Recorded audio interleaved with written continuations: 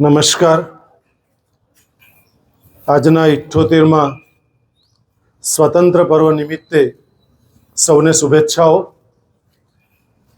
આજે આરડી પટેલ 24 સ્કૂલના ધ્વજવંદન કાર્યક્રમમાં ઉપસ્થિત મારા પરમ આદરણીય પરમ સ્નેહી એવા ઓમપ્રકાશભાઈ, અજીતભાઈ, એમની આખી એન્ટાયર ટીમ, કોલેજ સ્કૂલના આચાર્ય એવા જે પટેલ સાહેબ, શ્વેતાબેન, ચાર્મીબેન, તમામ શૈક્ષણિક શિક્ષક મિત્રો, તમામ વાલા વિદ્યાર્થી મિત્રો અને બહારથી પધારેલા તમામ મહેમાનો, આજે 78માં સ્વતંત્ર દિન જ્યારે ઉજવી રહ્યા છે ત્યારે ભારતનો ઐતિહાસિક વારસો બહુ જ ગજબનો છે.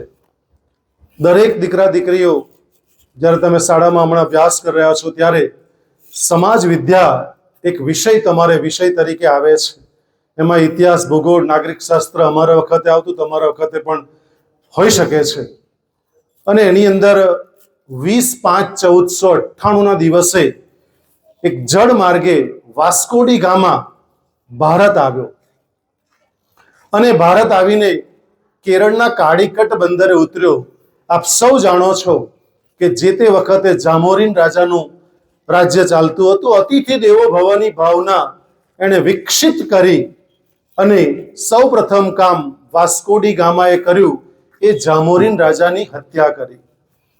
આપણે સૌ ઐતિહાસિક વારસો જાણીએ. 1498 એટલે નહીં તોય 526 વર્ષ પહેલાની વાત છે.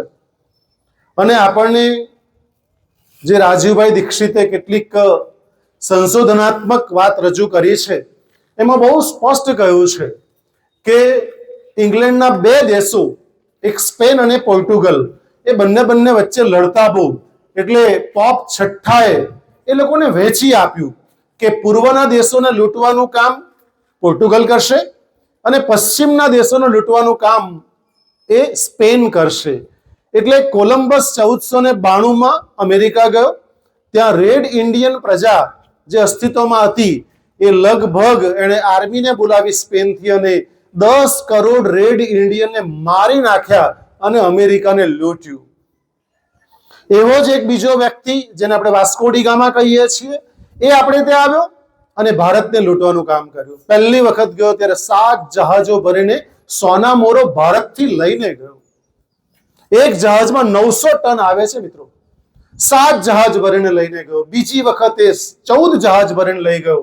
અને ઐતિહાસિક પુરાવા લંડનની ઇન્ડિયા બુક હાઉસ લાઇબ્રેરીમાં ઉપસ્થિત છે. 20,000 જેટલા દસ્તાવેજો ઉપસ્થિત છે કે ત્યાં આગળ ભારત દેશની આઝાદીમાં આ 20/5/1498 થી બધું આખું લખેલું છે. કહેવાનો ભાવાર્થ એ છે કે ભારત એ સોને કી ચિડિયા કહેવાતું. ત્યારે લોર્ડ મેકોલે, ટીવી મેકોલેને ગુરુ એડમ્સે કામ સોંપ્યું અને કે જરા ભારતનો સર્વે કર. અને ટીવી મેકોલે એવો વ્યક્તિ હતો બ્રિટન પાર્લામેન્ટમાં સત્તા લઈને આવેલો, એ જે બોલે તે કાયદો બને અને એણે ભારતનો પ્રવાસ કર્યો. આપ સૌ જાણો છો મિત્રો, ભારતના પ્રવાસ કર્યા પછી ટીવી મેકોલે 1834-35 ની અંદર બ્રિટન પાર્લામેન્ટમાં એવું કહે છે કે ભારતમાં એક પણ ગરીબ નથી, એક પણ ભિખારી નથી. ભારત દેશ એ સાંસ્કૃતિક સમૃદ્ધ વારસો ધરાવે છે. આધ્યાત્મિક દેશ બહુ મજબૂત છે અને આ દેશને ગુલામ બનાવવો આપણા માટે શક્ય નથી. પરંતુ જો એક જ રીતે ગુલામ બનાવવો હોય તો બનાવી શકીએ છીએ કે ભારતનો શૈક્ષણિક વારસો જે છે એને આપણે નાશવંત કરીએ. અને ગુરુકુળો નાશ કરીને અંગ્રેજી તત્વ દાખલ કર્યું, જેને આપણે માધ્યમ કહીએ છીએ. એ કદાચ આજે ચલાવવું આપણી મજબૂરી હોઈ શકે છે, પણ માધ્યમ જે ભાષામાં તમે ભણ્યા છો, જે ભાષામાં, જે પ્રદેશમાં તમે જન્મ્યા છો, એ જ તમારું માધ્યમ હોવું જોઈએ. એ ગુજરાત ભાષામાં છે તો આપણી ગુજરાતી ભાષા એ માતૃભાષા છે, માધ્યમ હોવું જોઈએ. અને આ માણસે જે કામ કર્યું, ત્રીજી વખત આવ્યો, 21 જહાજ ભરીને સોનામોરો લઈ ગયો. ચોથી વખત આવી શક્યો નહીં કારણ કે મૃત્યુ પામ્યો. મિત્રો, ઐતિહાસિક વારસો આપણો બહુ સમૃદ્ધ હતો, પણ આ લોકો દ્વારા આપણને મજબૂર બનાવવામાં આવ્યા અને આપણને ગુલામ બનાવવામાં આવ્યા. થોડા વર્ષો પોર્ટુગલે રાજ કર્યું. પોર્ટુગલ તો છેલ્લે ગોવામાં હમણે ગયા. ત્યાર પછી ફ્રાન્સિસે રાજ કર્યું. ડચની હોલેન્ડ પ્રજાએ રાજ કર્યું. અંગ્રેજ લોકોએ તો રાજકારણનો સિલસિલો બદલી નાખ્યો અને પહેલું જ 1612 ની અંદર પહેલી કોઠી સુરતમાં સ્થાપી. કહેવાનો ભાવાર્થ એ છે કે લૂંટવાનું કામ બધું જ અંગ્રેજ લોકો તરફથી કર્યું અને આપણી તકલીફો વધારી. આજે પણ સ્વતંત્ર છે, પણ માનસિક રીતે આપણે સ્વતંત્ર થવાની જરૂર છે.